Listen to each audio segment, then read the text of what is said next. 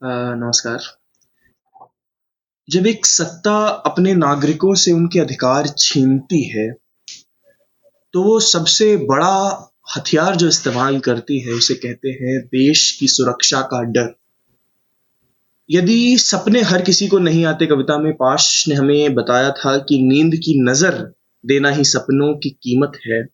तो इस कविता में वो उन सपनों को कुचलने वाली व्यवस्था को, उस फर्जी राष्ट्रवाद को जिसे जिंगोइज्म कहते हैं, उसे बेनकाब करती है।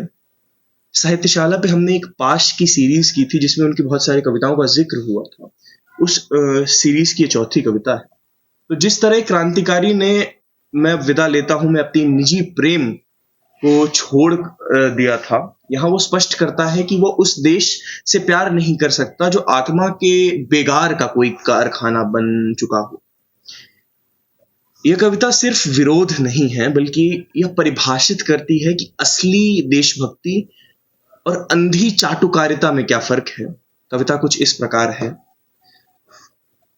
यदि देश की सुरक्षा यही होती है कि बिना जमीर होना जिंदगी के लिए शर्त बन जाए, आंख की पुतली में हां के सिवाय कोई भी शब्द अश्लील हो और मन बदकार पलों के सामने दंडवत झुका रहे, तो हमें देश की सुरक्षा से खतरा है।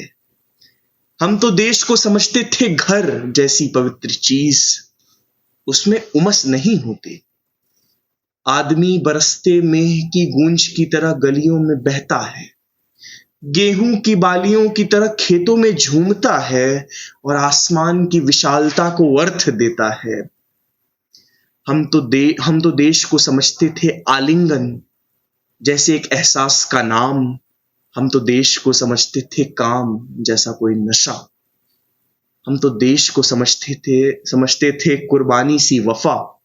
लेकिन गर्देश आत्मा की बेगार का कोई कारखाना है, गर्देश उल्लू बनाने की प्रयोगशाला है, तो हमें उससे खतरा है।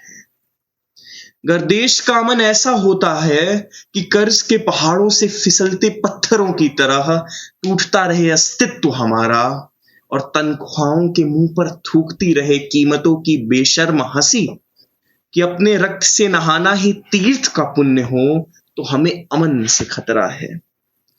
गर्देश की सुरक्षा ऐसी होती है कि हर हड़ताल को कुचलकर अमन को रंग चढ़ेगा, कि वीरता बस सरहदों पर मरकर परवान चढ़ेगी, कला का फूल बस राजा की खिड़की में ही खिलेगा, अक्ल हुक्म के कुएं पर राहट की तरह ही धरती सींचेगी, मेहनत राजमहलों के दर पर बुहारी ही बनेगी, तो हमें देश की सुरक्षा से खतरा है।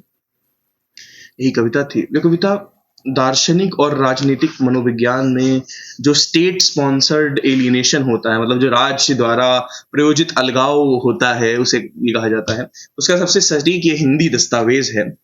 सत्ता अक्सर नागरिकों से एक फॉल्स कॉन्शियसनेस, झूठी चेतना की मांग करती है, जहां बिना जमीर के जिंदा रहना पड़ता है। आंख की पुतली में बस हाँ होनी चाहिए, और उसके अलावा कुछ भी हो, कोई विद्रोह हो, कोई सवाल हो, तो अश्लील हो जाता है।